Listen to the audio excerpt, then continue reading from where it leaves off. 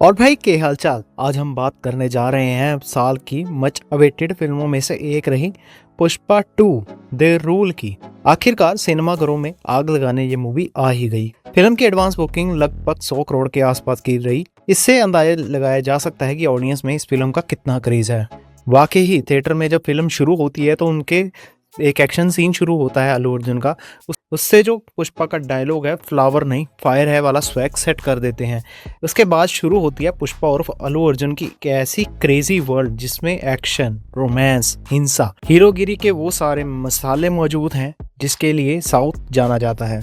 मानना पड़ेगा अल्लू अर्जुन और रश्मिका की जोड़ी और खलनायक फहाद फैजल पर्दे पर अपने अभिनय से अंगार लगा देते हैं।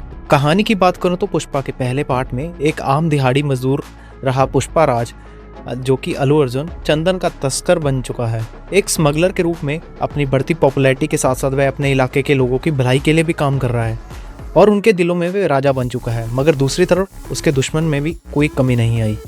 एसपी भंवर सिंह शेखावत से उसकी जो तकरार है वो और बढ़ती जा रही है। शेखावत अतीत की बेइज्जती का बदला लेकर उसकी इंटरनेशनल तस्करी पर लगाम लगाने के लिए किसी भी हद तक जाने को तैयार है। यहाँ पावर हाथ में आने पर भी पुष्पा की जिद और अकड़पन और बढ़ गई है।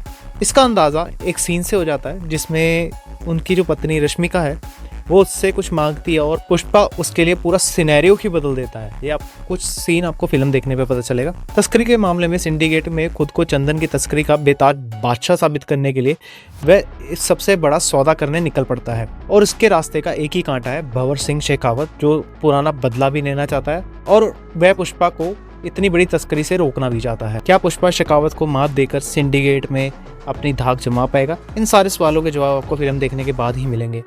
कभी धूप कभी छाँव, जीवन की ये राहें, पुष्पा के कदमों में तो हर पल संघर्ष की चाहें। मंजिल वही है जहाँ बसी हो जीत की कहानी और वही जीत होगी जब होगी सच्ची निशानी।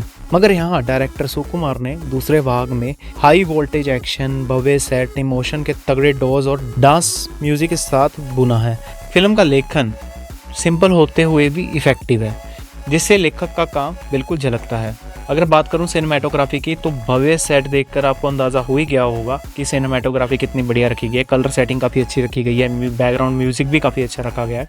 इसके अलावा बात करूं तो कैमरा एंगल्स भी काफ़ी बढ़िया सेट किए गए हैं। जहाँ पे स्लो मोशन की ज़रूरत है वहाँ पे स्लो मोशन डाले गए हैं, जिससे जो फाइट सीक्वेंस है और भी इफेक्टिव नज़र आते हैं। फिल्म में जो मेरे को खामियां लगी मैं उस पर बात करना चाहूँगा। फिल्म की कहानी मेरे को बहुत सिंपल लगी।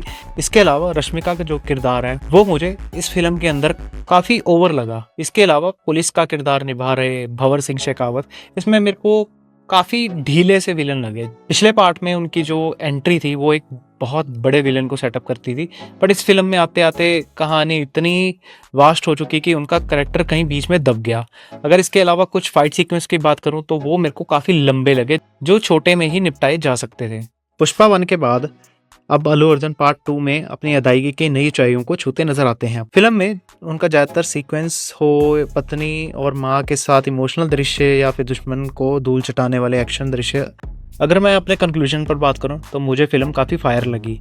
फिल्म में जो पुष्पा का किरदार है उनकी जैसे जैसे वो आगे बढ़ रहा होता है हमारा कहानी में इंटरेस्ट बढ़ जाता है। पुष्पा और भंवर सिंह शेखावत की आपसी जो नोक झोंक है उसे देखने पे भी मज़ा आता है। इसके अलावा जो पॉलिटिकल एंगल इसमें डाला गया है उस पर देखकर भी काफ़ी मज़ा आता है।